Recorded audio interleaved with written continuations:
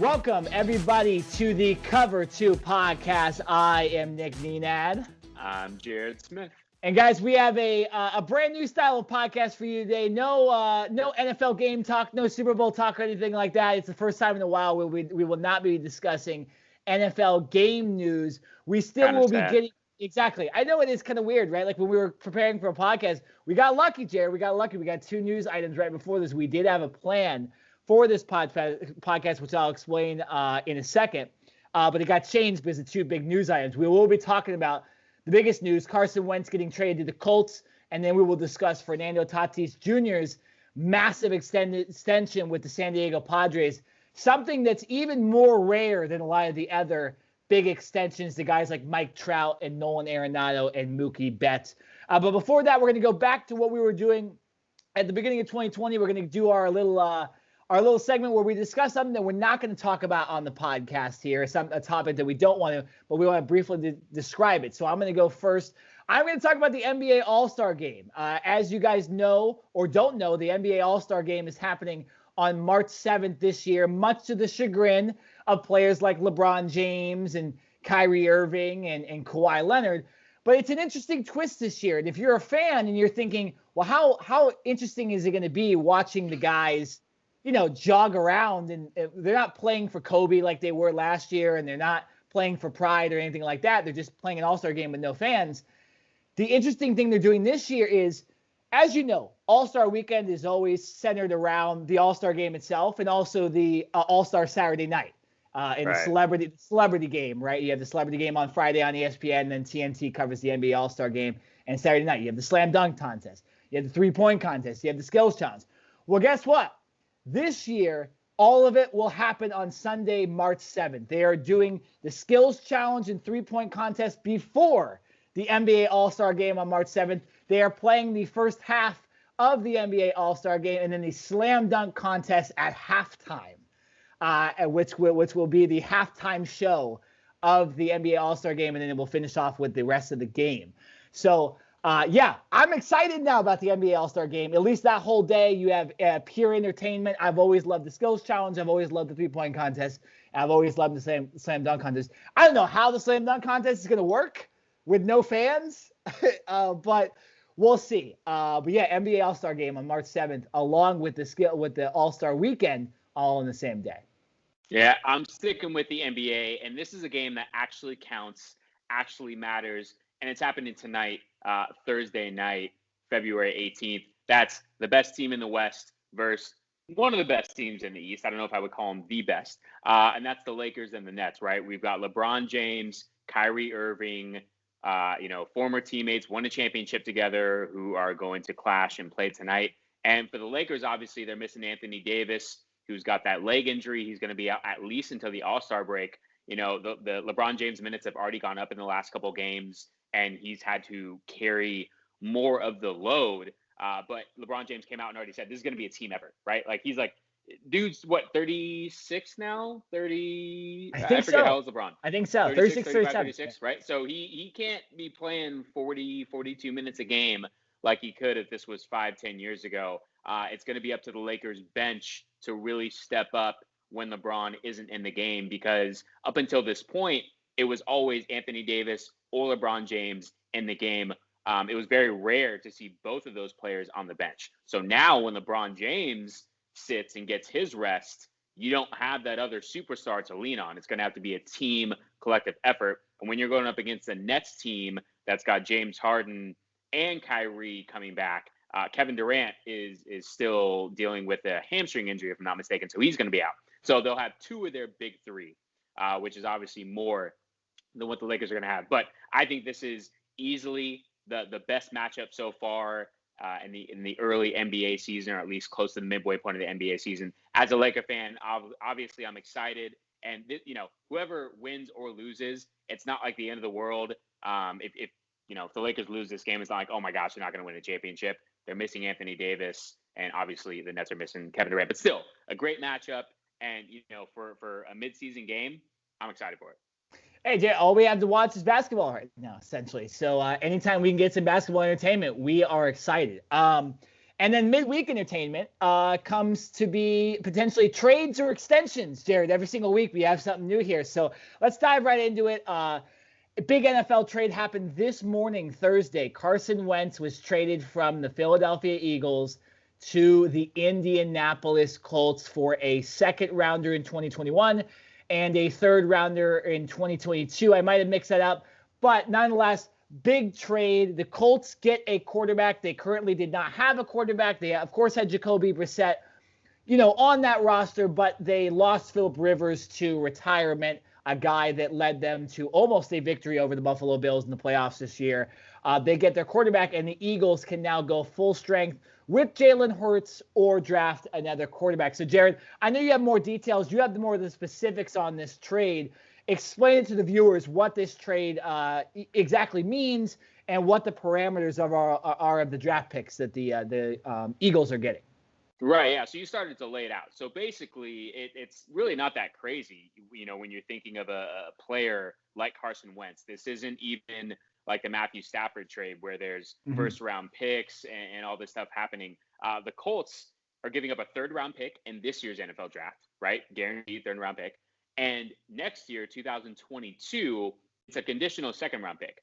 And when I say conditional, it depends on Carson Wentz's status for this upcoming season. So if Carson Wentz, gets back to the player that he was drafted to be and becomes the elite top 10 quarterback that we think he is, then there's a chance that the Eagles could get a first-round pick. So basically, Carson Wentz, you have to do one of two things in order to convert that pick into a first rounder. He either has to play 75% of the regular season snaps, or he's got to play 70% of the regular season snaps and lead the Colts to the playoffs, which two of those, I would say that those are at least one of those, the first is a very realistic option. The Colts have a great defense. They have a very good offensive line, and I think they have young weapons. So if you're Carson Wentz, I think you're going from a situation in Philly where obviously the now former head coach he didn't get along with, and he, it kind of, I think, rubbed some of the players the wrong way, and the fact that it was reported that he kind of had a direct line to the owner's phone,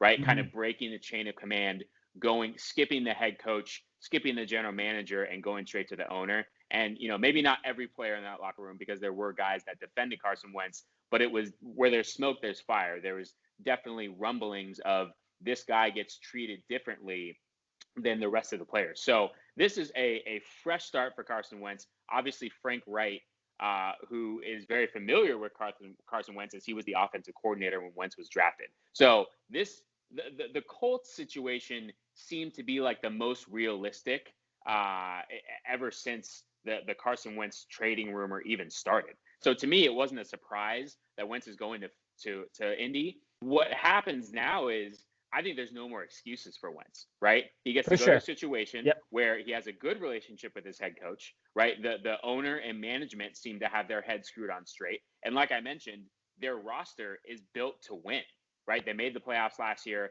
obviously lost to the Bills. Phillip Rivers couldn't get the job done. But there's no excuses for Carson Wentz. Barring injury, if Carson Wentz does not get back to top 15 quarterback in the league this year, I think the dude's done. I think he's watched. Like I'm some people are gonna be like, oh well, he needs a year to learn the system and all that. No. He should know and be comfortable with the system because he's already been in the system before. The only thing he's going to have to get comfortable with is his receivers and running backs and gelling with them. But as far as like the playbook and all of that should actually come fairly natural to Carson Wentz. So I'm not really giving him much leeway. It is basically like win now, revitalize yourself this season, or Carson Wentz, you're not going to live an NFL life. You're going to have a very short NFL span, and you're not going to live to see the third and fourth year of that $100 million contract. Jared laying the law down on Carson Wentz. I know you're going to be hard on those Eagles, right? You're going to be hard on those Eagles because you have to watch them twice a year. And I would do the same thing to a Seahawk or 49er or Ram as well. I'll look at this from the Colts perspective. I think, first of all, great deal. Anytime you don't give up a first rounder in a trade for a guy that potentially could be a starter at a very important position or change how your team outlooks, good for them. Great deal by the Colts. Eagles screwed it up. They should have got more, but we'll see. I mean, if Wentz ends up being a flame out completely, then obviously it doesn't matter. But when you look at what Matthew Stafford got, man, Matthew Stafford's a good quarterback, but he's never really done anything in the NFL. So Wentz has had a year where he led a team to be one of the best, if not the best team in the NFL in the Eagles before he got injured. So, interesting that there wasn't much traded for him. When you look at the Colts, though, here's who they've had at quarterback the last few years. Obviously, you look at Andrew Luck, right? He retires. He surprises the hell out of us. Jared and I have to call each other and set up a podcast out of nowhere because how big a deal that was, right? He retires. That was supposed to be their guy. And I feel bad for Indianapolis because they just got screwed, right? You can never expect your franchise quarterback to just retire, right? You can expect your franchise quarterback to not be what he was, like a Carson Wentz and a Jared Goff were, right? But you don't expect the guy just to quit in the middle of one of their best seasons ever, right? And so that sucks for them. They go on, they tried Jacoby Brissett. Clearly, Brissett was not a franchise quarterback. He was a serviceable starting quarterback, but nowhere near what you should have as a quarterback. You go to Phillip Rivers. Now, they knew Phillip Rivers was going to be short-term.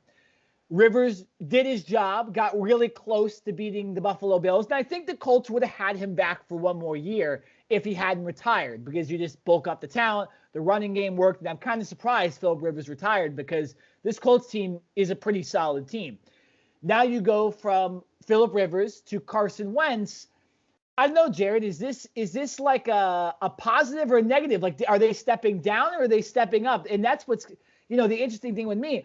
You're stepping up because your roster has no quarterbacks.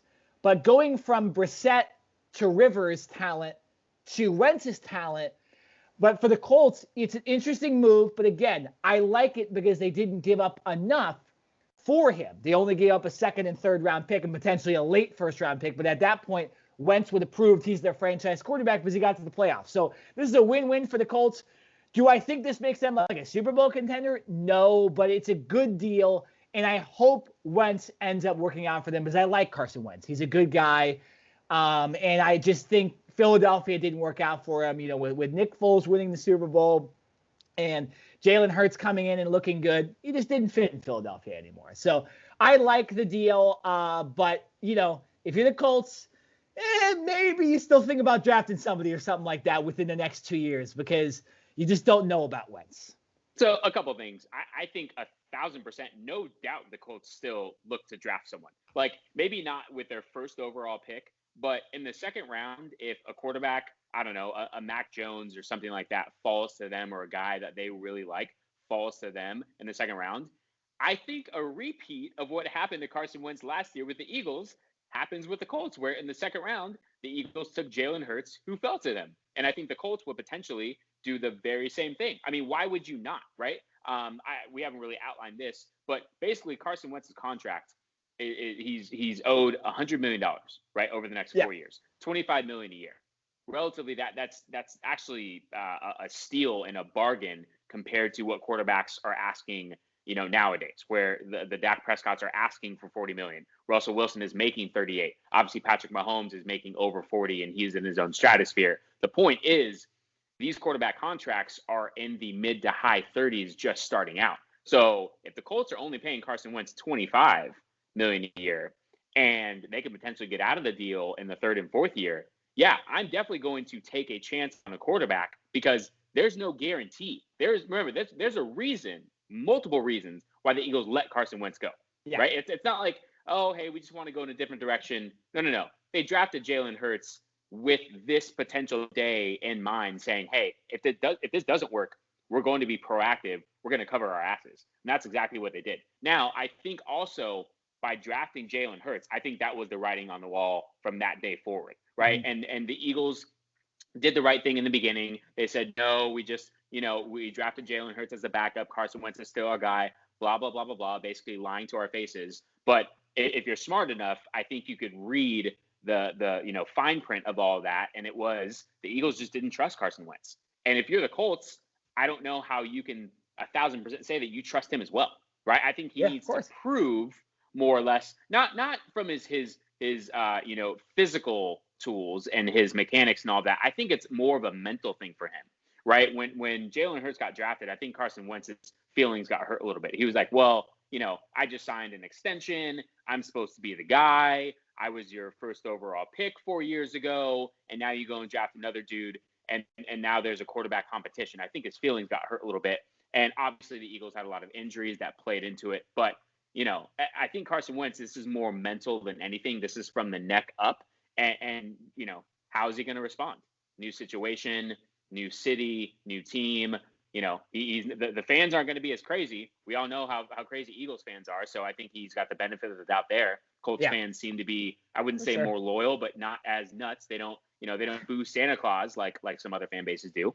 But basically, I'm just curious to see what's Carson Wentz's mentality going to be, right, going into this. Mm-hmm. Is he going to look at it as all right, this is a fresh start. This is an opportunity for me to come in, work with a coach that I already know, and try to revitalize my career? Or if the Colts do end up drafting a quarterback in the second or third round, or who knows, maybe even in the first, is Carson Wentz going to basically go back to what he did last year? And if that happens, bye-bye. It's over. It's done. Yeah, no. And here's the thing. You make a good point of that, Wentz got his feelings hurt. Okay, here's the thing. Okay, and I'm going to tell you something about how the NFL works now. Okay. When you look at the NFL, 10, 15 years ago, there was, you looked at like Adrian Peterson being the best player on the team, right? Could you even name who the quarterback was in the Minnesota Vikings? No, I probably not off the top of my head. 1 year, Brett Favre. Besides that, I couldn't tell you off the top of my head who the quarterbacks were. I remember Adrian Peterson was their running back, though. That's what I remember. And there was other positions that dominated the league. Now, clearly, you can agree with me, Jared, quarterback runs this league. So with that, there's more responsibility. And I think, these quarterbacks, they're going to get these giant contracts. They're going to get $40 million a year. They're going to be able to do whatever they want. They're not going to get hit. They're not going to have to take as many hits as the Phillip Rivers, as the Tom Brady's, as the Peyton Manning's, the Brett Favre's. But you have such a small chance to prove yourself now that you really have to play your ass off. No excuses, no crying because Jalen Hurts is the backup, none of that stuff. It is absolutely game time if you are an NFL quarterback now. You have to perform. And even guys like Kyler Murray, right, on my Arizona Cardinals, right back there, right? Even Kyler Murray, if he has a real bad year next year, the Cardinals are going to be thinking, okay, well, looks like a generational talent, looks like a guy with speed, all this stuff. But if he sucks, they're going to start thinking, oh, we need a new quarterback. Look what just happened with the Rams and Jared Goff. Jared Goff is gone. He's on the Detroit. He gets sent to Detroit. Nobody even lives in Detroit anymore. Okay? The city's population has been going down since the 60s. And they sent Jared Goff there from sunny Los Angeles to Detroit, Michigan. Remember, guys, I told you there's a couple teams. Go back to the podcast last week. It'll be the link will be in the description below. Go if you are a fan in Detroit, Michigan. See who you can cheer for because all your teams suck. But back to real life. Jared Goff's gone. We've seen Wentz now is gone, right? It can happen. Josh Rosen, like I mentioned, plenty of other quarterbacks. And then there's the guys that play well. Like look at Taylor Heineke, the guy for the Washington football team. He has one good game, and like a good fourth quarter at the end of the year, and he gets a contract extension. Not a big one, but he's going to be playing in the NFL for a couple more years because he played his ass off and he almost beat the Super Bowl champion Buccaneers in the playoffs. So it was actually the best quarterback performance against the Buccaneers that year. So all I'm saying is when you guys watch football, just know that these quarterbacks, absolutely, they run the show, but they also can be taken out of that show as quick as possible because there's so much pressure on them. And we're handing them the keys to the car. You put one scratch on that car. You drive a little too fast. You drive a little wobbly. And people are going to start being like, maybe we shouldn't give the keys to the car to that guy. He's a little sketchy, right? So I think with guys like Carson Wentz, he's gotten a speeding ticket. He messed up his brakes. He's gotten in some accidents. Yeah. He's gotten more than a speeding ticket. Dude's like crashed the car and totaled it. Okay, let's not sugarcoat this. No, absolutely. But he's has a privileged family. He understands. Like, I'm trying to fit the metaphor here, but Carson Wentz is on his last leg. He has 2 points on his license. He gets that third point, he's done. And this year is the potential to take all those points off his license or get fired from the NFL, because that's what will happen. Are you confident that Carson Wentz is going to revitalize his career? Hell no. I mean, what are the chances? Hell no. No way. No, because Jared, who was the one that said that he wasn't going to play for the Eagles before the season started? Yeah, that was you. I'll give you that. That was you. Because I didn't believe in his talent. Now, I did say that I thought it was because of the mix of Doug Peterson and him, and that's why I said one or both of them would be gone. Now, look, they're both gone. So it ended up being exactly how I said, but in that turn, I'll make sense. I won't be a hypocrite here. Carson Wentz now has a new organization, a new coach. Maybe it will work out for him. But am I confident? No, because I've been on this non-Carson Wentz hype train for 2 years now, and I'm not going to all of a sudden say because he's out of Philadelphia, he's a franchise quarterback. I like the deal, but I kind of, if I'm a Colts fan, I'm like, let's hopefully we start like 4-1. That's, what I'm saying, or it's going to be tough. It's going to be tough. I think the Colts are going to rely on, we have a great defense. We have a good running game. We have a good offensive line and good, young receivers on the outside. And Carson Wentz doesn't have to come in and do everything, right? He just needs to not screw up. He basically needs to kind of like start over and be somewhat of a game manager, right? Because we saw that Carson Wentz in Philadelphia was forcing balls into double and triple coverage, making the wrong reads. He was just getting kind of faked out by defenses, right? And so I think because now he's going into a better situation with better talent and better players surrounding him, hopefully that kind of takes some of the pressure off. I mean, he doesn't have to necessarily be the guy. He doesn't have to throw for 350 yards and 4 touchdowns every game, right? Just don't turn the ball over and let your playmakers do their job. So I think that's really what it comes down to for Wentz. And like I said, that's where I think it's a lot about his mental ability. Where is his head at? Is he going to kind of, in my mind, accept that and say, okay, yes, I'm the starting quarterback, but like I don't have to be the guy? Or is he going to want to try to prove something because everything burned down in Philadelphia and he's going to try to overcompensate? I think if he does that, he's putting himself in a bad situation and he's going to get himself fired. No, and again, Simple as that. The reason why Jared and I are saying that this is his last leg, because this team is better than the Eagles. This is a better team than the Eagles, no doubt. They have a great running back core. They're led by T.Y. Hilton and Michael Pittman Jr., who had a solid year too at wide receiver. Good tight ends, great offensive line, right? Led by Quentin Nelson, and a solid defense. So if Wentz can't succeed on the Indianapolis Colts, really he's not going to succeed on any other team, right? This is the best team that doesn't have a quarterback in the Indianapolis Colts. Now they have a quarterback. So just play their game plan, listen to your coaches, and Wentz make it to the playoffs, and I think you're fine. If not, they still got the Titans for a while in that division. The Texans blow, and the Jacksonville Jaguars might have Trevor Lawrence. But so we'll see. No, not might have. They're going to. We can book that and stand that right now. Yeah, exactly. But very interesting stuff. Also, just to mention on that quarterback list, Jacoby Brissett and Jacob Eason, former Georgia quarterback, are also on this roster too. So maybe they try to develop a guy like Jacob Eason, and we see a little bit of him if Wentz doesn't work out. We'll see. We will see. All right.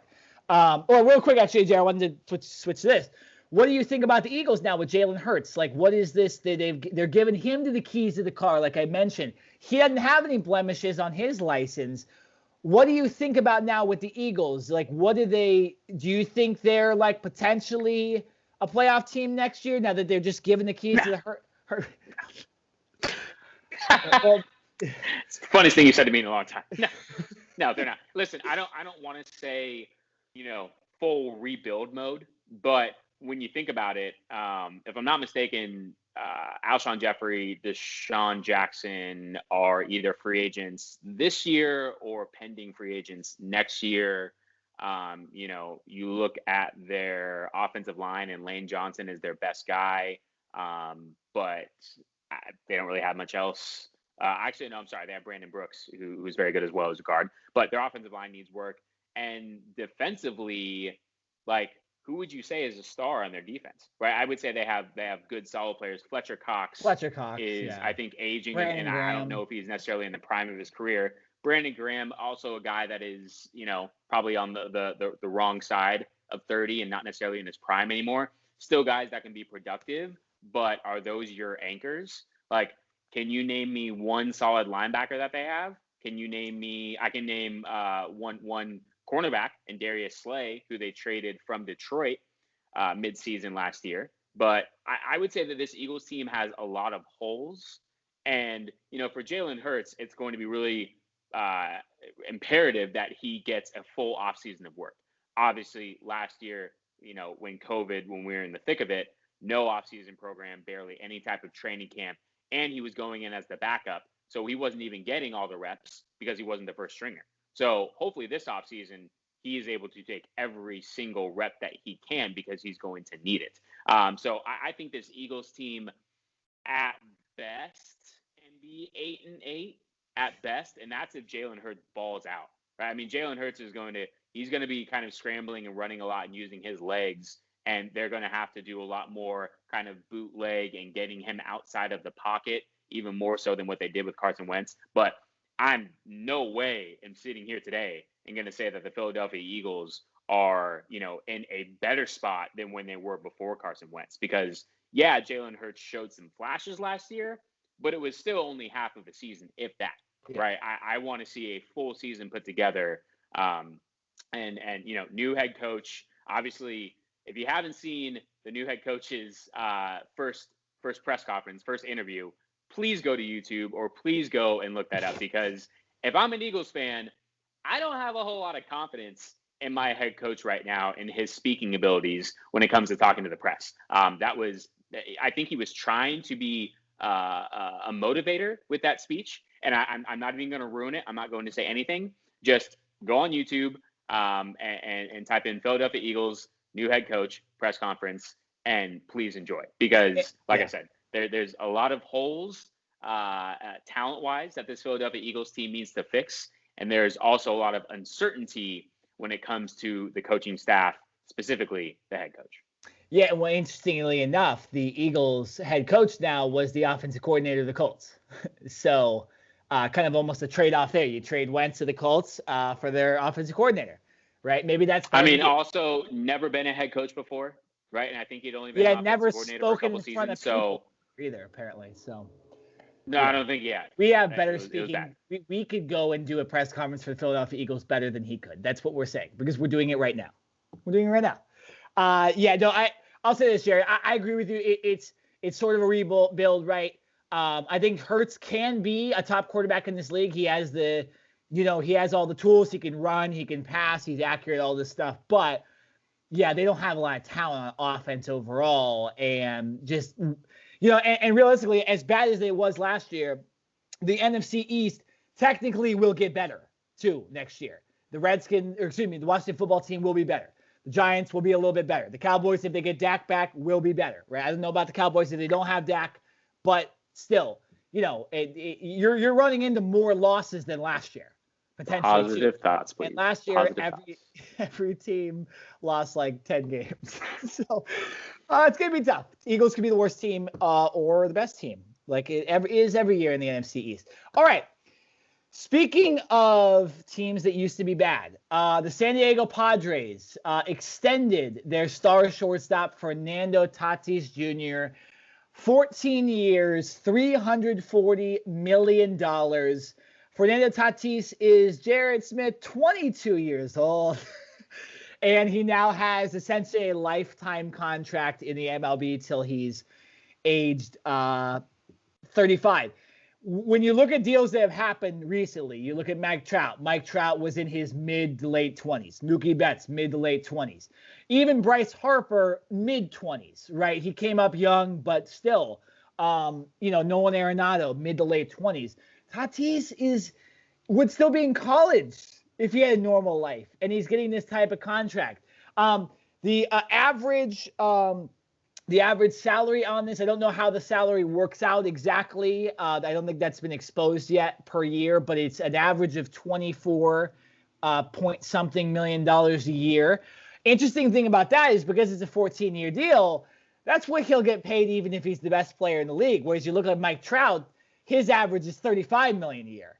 And even Mookie Betts, 30, and Bryce Harper, 25, a couple years ago when extensions weren't as high. So, Jared, what are your thoughts on this initially when you hear a deal like this and the number per year? Do you think Tatis got screwed here, or do you think he has he's set for life and really he doesn't have to do anything here? Well, listen. First of all, like Tatis did not get screwed. Anyone that thinks that is just out of their mind. I will, have an argument in a minute as to why maybe he should have taken a shorter deal, not 14 years. But the word screwed should be thrown out of the dictionary when we're talking about Tatis. Listen, 22 years old, like Nick, remember when you were 22? Like it wasn't that long ago, but at 22 years old, if Major League Baseball team, the San Diego Padres, came to you and said, we want to give you a $340 million contract, like you're going to tell me any 22-year-old is going to turn that down? I don't care what position you are, what type of wealth or non-wealth that you come from. No one is turning down $340 million, the third largest contract in Major League Baseball history. I'm sorry, it's just not going to happen. And obviously the Padres were smart enough to say, okay, we want to spread this out over, X amount of years so that even though there's not like a salary cap per se, like the NFL, like some other leagues, they are still going to have money to allocate towards other players. So if you're Tatis, I 1,000% understand why he took this deal. And good for him, happy for him. Like also, how many years has he played in the majors? I believe that would be 1.5, maybe technically. One year. And so basically what the Padres are doing is they are betting on obviously not only his future, but his progressive talent, and that the fact that he is only going to get better, even though he's already recognized as one of the best infielders in the game at the age of 22. So great for him, right? I mean, I don't think we can have anything but praise for the guy.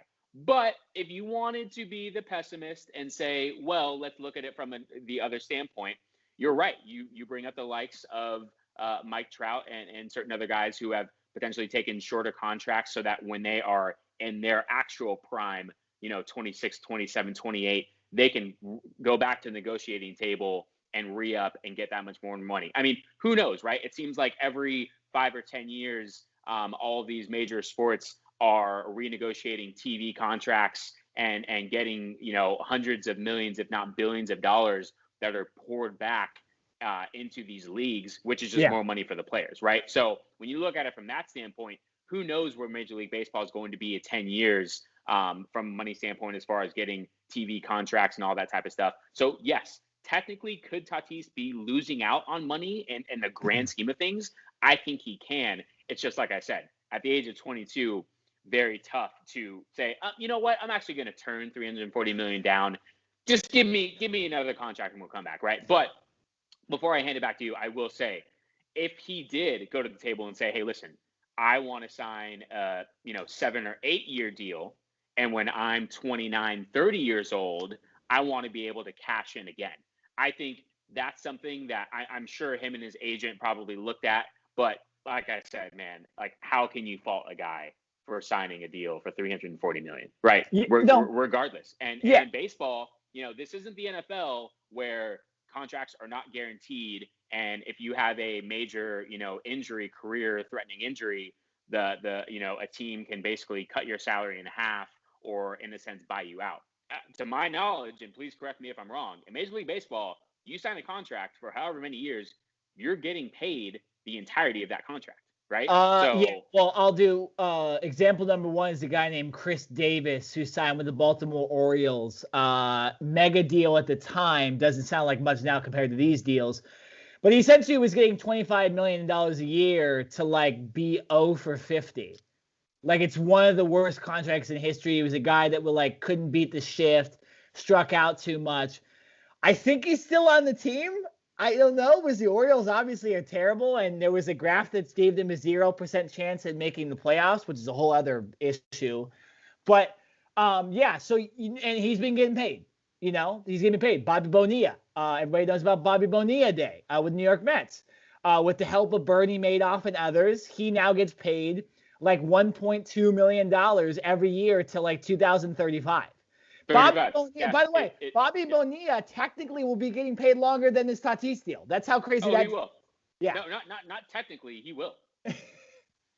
It's crazy that I'm so glad you brought that up because I was reading that earlier, the Bobby deal, and him and the Mets agreed to the buyout in the year 2000, and the 2000 every year, yeah, and then but the 1.6 or 1.2 million or whatever return that he would get on a yearly basis didn't kick in until 2011. So from 2011 to 2035, you're right, he will be getting 1.2 million every single year, and I believe it's on like June 1st or July 1st or something on the dot in his bank account, 1.2 million. So listen, like you need that agent and those types of negotiators by your side if there ever is some type of buyout or anything like that. So, but obviously going back to Tatis Jr., I mean, great for him, right? As a 22-year-old, I don't see how anyone is going to pass up that type of contract. No, I'll explain something to you guys. The way a baseball contract works is a little bit like rookie contracts work in the NBA and NFL, but it's a lot longer. Usually the period where you don't have to pay a player in the MLB is 6 years. You have to have 6 years of MLB service time to be able to get to go into free agency. So you'll hear stuff like arbitration and all this other stuff. And so I'll explain something to you guys. A guy like Tatis this year would be getting paid by like $3-4 million because that's the way rookie contracts work. I'll pull it up right here really quickly because I have it up. Let me just give. So he goes from 3-4 million to 24 million. Yeah, I'll take that. Thank you. Well, no, and here's the thing. Again, the deal has not been finalized yet, so we don't know the terms of the deal. But what I would expect from this is that the Padres will not pay him a lot the first couple of years and act like it's sort of arbitration. Like, I'll give you a perfect example. Walker Buehler, right? You guys know who Walker Buehler is. He's star pitcher for the Los Angeles Dodgers. One of the reasons they've had playoff success and one of the reasons they won the World Series last year. Potential Cy Young this year. He's getting paid. He's on a 2-year, $8 million contract this year. Because the Dodgers don't have to pay him because he's 23, 24 years old. And he's only in his second, third year of service time. So what I would guess is Tatis probably doesn't get paid $24 million next year. Maybe it's 10, but he'll get paid more. So I would expect later on in his career for those numbers to be getting paid 30, 35. So it'll be like an escalating contract. Yeah, and the same with Trout and Betts' contracts. I remember when we talked about those, pre-quarantine or whenever those deals happened. I remember talking about how there were some years where the Angels are paying Trout over $40 million. But that's not what it is every year.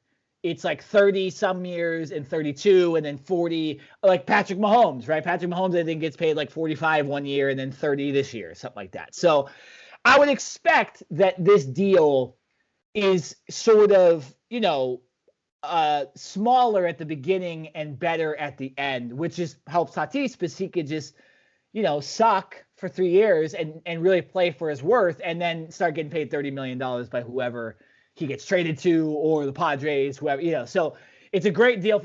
Unlike, the Eagles deal that just happened with Carson Wentz, this is a great deal for Tatis because he is going to get paid no matter what. And like you said, baseball-wise, it's a great deal. And I think, like I said, deal isn't finalized. But if there's opt-outs, after 5 years, Arenado had an opt-out after like 2 or 3 years. He's now traded to the St. Louis Cardinals. So there's plenty of things that can happen. I know Betts has an opt-out, I believe, in the Dodgers deal. No, not Betts. Who was it? I can't remember. I think Machado. I'm not exactly sure. And there's plenty of guys that have opt-outs in the beginning of their contracts. So just in case that team starts to rebuild or, they think they deserve more money, they can opt out. Trevor Bauer, the deal that I talked about on last week's podcast, he has an opt-out every single season. And actually, interestingly enough, Trevor Bauer has a Bobby Bonilla type deal. If he gets released in his third year, he'd be getting paid $2 million from 2031 to 2040. So he really negotiated his deal nicely, just to let you guys know. But there's opt-outs or something like that. So we'll see what ends up happening with the Tatis deal. I'd be surprised if there wasn't, just because this guy obviously does deserve potentially $40 million if he's the best player in the MLB. In the more years the Padres can make the playoffs and potentially a World Series, which won't happen for a while, with my Dodgers. But there's plenty to see in this deal, and we'll update you on anything that comes up. But I like this deal. Now, Jared, I like this deal for the player. I don't like it because it means the Dodgers have to face Tatis 19, 20 times a year, which blows, but that's what happens, and it will at least create competitive games. When you look at this deal and you look at Bauer getting signed by the Dodgers and you look at all the pitching moves that the Padres have made, before we do any MLB prediction show, which we'll do probably in about a month, what do you think about these two teams? Both teams have now locked in their stars in Mookie Betts and Tatis the last 2 years. They've added pitching. They have a lot of young pitching mixed with older players. What do you think about these two teams after all this news coming out the last couple of weeks? Well, listen, I think the Padres are doing, what the Padres typically haven't done in years past. Yeah. And they're saying, all right, we're going to go out and spend money because that is the only way we are going to be competitive with Big Brother LA, right? Just up the 5 freeway. And so obviously LA is sitting at the top as world champions and being to the World Series in the last, 3 out of the last 4 years, right? So they have a recipe for success. They also have one of the biggest payrolls in all of Major League Baseball. And San Diego has said, we're going to open up our checkbooks, obviously with Machado last year and now Tatis Jr. this year, and saying we have to pay to play, right? There are other teams around the league who are potentially in smaller markets like a Baltimore or something like that, who just don't necessarily have the money potentially to lure in those types of stars and superstars unless you are drafting a guy or bringing him up from your farm system. And the Padres also have, if I'm not mistaken, one of the best farm systems in all Major League Baseball as well. So if they continue to work that like they should, this Padres team is going to continue to get better over the next 3, 4, 5 years. And I think we could see, a revitalized rivalry with the Dodgers and the Padres. Because to me, a rivalry is where two teams are not only equally matched, but, they are both consistently winning against each other. So whereas we've seen in the last handful of years, it has been complete dominance by the Dodgers over the Padres. So to me, what this is saying is that the Padres are realizing and understanding that they need to get better. And they're not going to do that by just their farm system. They needed to go out and pay to get better players, right? Like they got Yu Darvish and Blake Snell. So they've got a very solid pitching rotation to go along with their bats. So, I still am going to put the Dodgers at the very top, and I think everyone is still looking up at them. But in the next year or two, I would definitely – the Padres are on the radar. They're no longer like just little brothers sitting around and, hoping to beat the Dodgers in a series or two throughout the season. They are spending money and looking to contend. Yeah, no, I mean, it's definitely going to be interesting. And when you look at the Dodgers, you might say that the Dodgers are competing with the Padres. Andrew Friedman might come out and say, who is the guy that kind of makes all the deals, the pseudo GM for the Dodgers, per se, said, hey, when the Padres did what they did, we had to go out and make a splash. Well, let me explain something to you guys. The Dodgers have a lot of guys on these so-called rookie contracts right now. And although they signed a guy like Mookie Betts, and although they you're going to see a big deal for Trevor Bauer for 2-3 years, the Dodgers are in the place perfectly that they've almost scripted out since this Magic Johnson-led ownership was supposed to be, right? And maybe this was the year you won the World Series, right? They actually won it last year. They have the best roster you could possibly have right now, and they still win $50 million of the luxury tax because a lot of those guys are on younger contracts. So, yes, the Dodgers did have to make a splash this year because the Padres obviously, made a huge splash, signing Darvish, signing Snell, keeping all the guys they have, Machado, Eric Hosmer, Tatis, all these guys, and all their young pitchers as well. But the Dodgers are going to have to pay. They're going to have to decide, hey, do we want to keep Clayton Kershaw? Do we want to keep Kelly Jansen? Do we want to keep Corey Seager? When are we going to extend Bellinger? When are we going to extend Buehler? When are we going to extend Urias? There's a lot of questions for the Dodgers that I've been trying to explain to people on Twitter too. Yeah, this is going to be a great year. We should go back to back because this is the best roster possible. But, oh, man, in 2-3 years, You might not see Corey Seager on this team if the Dodgers aren't smart. You might not see Bellinger. They might not have enough money to pay Urias or a Buehler. So, there's going to be a lot of decisions the Dodgers are making in the next couple of years. But yes, for this year, what a matchup we have. But you're right, Jared. Now, I'll be honest. I'm a Dodgers fan. The Padres might be the better team if the Dodgers aren't smart 2, 3, 4 years down the road because they have youngsters like Tatis and they've already extended them and they can kind of now manipulate what they want to do. I believe their contracts are at $180 million this year. They were $100 million last year. So you see how much this team tried. They're not over the luxury tax or anything like that, but maybe the Padres do go over the luxury tax to extend Dinelson Lamet, who's a star young pitcher for them, or a Chris Paddock, or one of these other pitchers like Snell, right? So it's going to be interesting to watch these two teams. But I think the Dodgers are clearly better this year because they have the best roster they possibly could have had in the last, 7 years that this team has been owned by the Magic Johnson style leadership. Actually, I think it's been a little longer than that. But, this was what they always were building to. This is why they created so much money. This is why they sold out a $50,000 or 50,000 seat stadium to make as much money as possible so that the 1 year they need to go way over the luxury tax, they can do it. And what happened? The Padres tried, right? All those other years, the Diamondbacks didn't try. The Giants were great, but they never really made that next step after those World Series, and they're now in the dumpster. And then, of course, you look at the Rockies, and they're rebuilding again. So Padres are the one team that tried. Now the Dodgers had to step up. But Dodgers for this year. But, yeah, I'll be honest. I'm a little scared of the Padres. It's a little sketchy. And so I'm hoping those Dodger fans go down to San Diego when things open up again. It was always half the crowd. Well, so here's what I have to say about the luxury tax, right? And that's kind of the most interesting thing that I took from what you had to say is, listen, I understand you're in a smaller market, you're not in LA or New York or Chicago or something like that, right? Where you're going to get more revenue just coming in at a regular basis. So yes, I understand, I guess, from a plain standpoint of why the Dodgers, why the Yankees, or why the Red Sox potentially go over the luxury tax more often. But if you're the Padres, it seems like they're trying to swing for the fence, or if not, like they're swinging very close, right? So if I'm the Padres, I have zero problem going over the luxury tax because they have been in the doghouse for too long, right? It's time for this team, especially the way that they are constructed this year, to contend. And making it to the playoffs is the first step.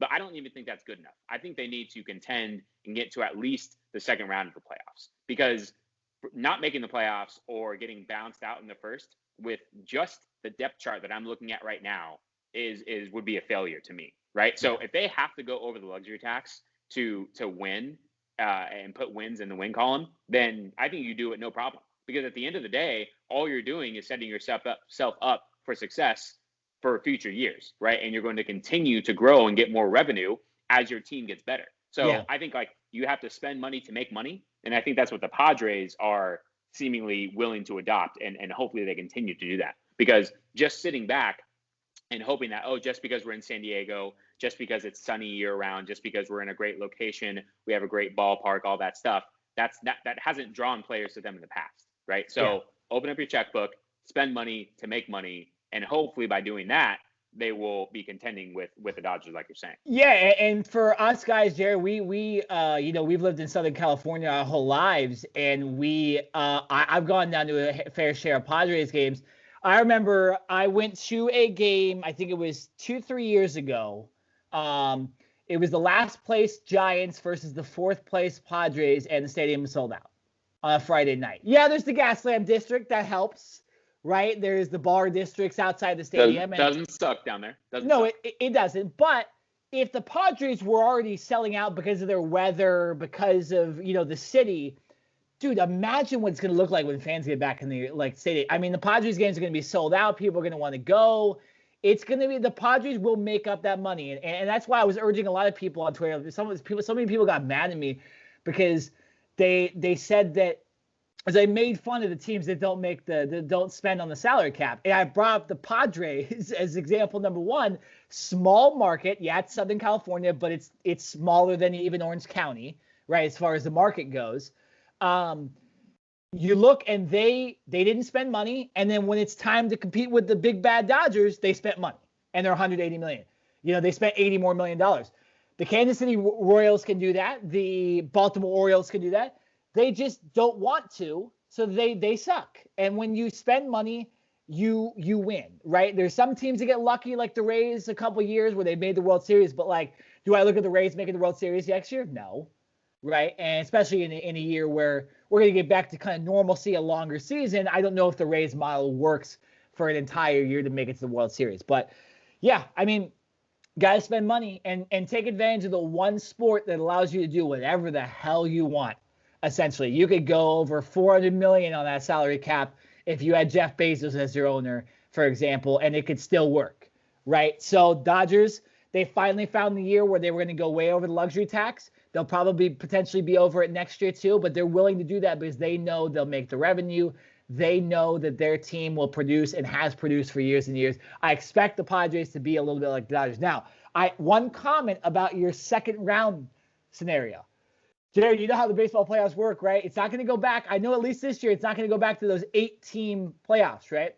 Right. The San Diego Padres will play the number 1 seed, most likely, if they can win the wild card game. You know that number 1 seed is probably going to be? It's the big bad Dodgers. So the Padres potentially every single year potentially have to go through the Dodgers. If they can't win the division, they got to go through the Dodgers. And even if they don't, if they're the number 1 seed, they got to go through the Dodgers. So that's where this rivalry and this competition is at an all-time high. And I can't really remember a time when the Padres and Dodgers had this good of rosters together. Can you? Like the Dodgers were really good in the 80s. The Padres were really good in the 90s. And then it really hasn't been combined. The Dodgers have been, really good in the 2010s. They weren't really good when the Padres were good. So it's going to be really, really exciting. If you're a baseball fan, this is, a smaller version of Red Sox Yankees, right? When the Red Sox and Yankees have their rosters stacked because they're so close to each other. The fan bases can go to each other's games. It's going to be entertaining. I'm excited for sure. I'm gonna pump the brakes on Red Sox and Yankees because Red Sox and Yankees. I mean, the Dodgers have World Series championships, and so do Red Sox. But that rivalry right there, you listen. I mean, you're lucky that I'm not a Red Sox or a Yankees fan because I think I would probably go off on you. We do have a good friend, Alex Silva of the show, who's a Yankees fan, and I'm pretty sure he's taken offense to what you said. So on his behalf, I'm going to pretend that you didn't say that because Red Sox Yankees is on a whole nother level. That is like Duke, North Carolina. That is like Ohio State, Michigan. We are talking about the Dodgers and the Padres. I would say that like the Dodgers and the Giants probably have a better rivalry, sure. At least more recent than that. So I'm here to correct you. And I'm also here so that, you don't get chewed out by some of our friends who I know of right now. So just going to pretend that you didn't say that. I'm saying based on proximity. Now, I know San Diego and LA are clearly a lot closer, but the fact that Red Sox fans can go to Yankees fans without an issue, it's not like Dodgers, Yankees, right, or something like that. That's a rivalry that's kind of stemmed in the playoffs. For example, okay, geographically, the fact that these two teams are so good and so close to each other, it's similar to a Yankees Red Sox in that way. That's kind of how I'm trying to explain it. Am I saying historically it's close? No, but it's more close to Lakers Clippers, right? Both teams are great. Both teams literally are in the same building. Proximity is close. But the rivalry between the Celtics and Lakers is probably better. That's how I'll compare it. I won't compare it to Yankees Red Sox. I'll compare it to Lakers and Celtics and Lakers and Clippers.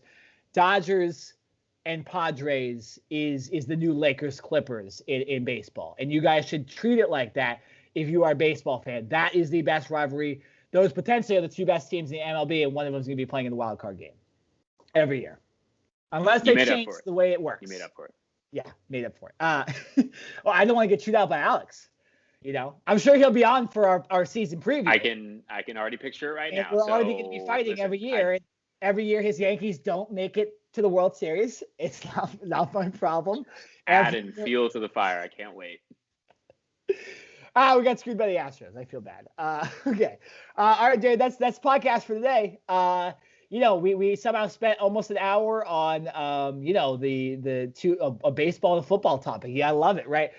Next week If we have time, if we don't have news like we did this week, we will get to the beginning of our NFL season review or kind of roster review. We're going to be going over each team's roster now. Like, we hope Deshaun Watson gets traded. We hope maybe Sam Darnold gets traded before like the NFL draft, because we want to be able to, not have to redo our stuff. But the NFL draft is April 29th. So we will likely we're going to have to start scripting this out, Jared, to make it finish by the end of, probably that week before the draft, maybe even 2 weeks, because we'll probably do our NFL draft preview. So, look for it in the next few weeks for us to start doing that. I can't guarantee what week it's going to be, because we will follow the sports news rather than evergreen content. But always, yeah, look to that for potentially next podcast. If not, we'll be talking about the latest breaking news. But for this podcast, we are done. I am Nick Nenad.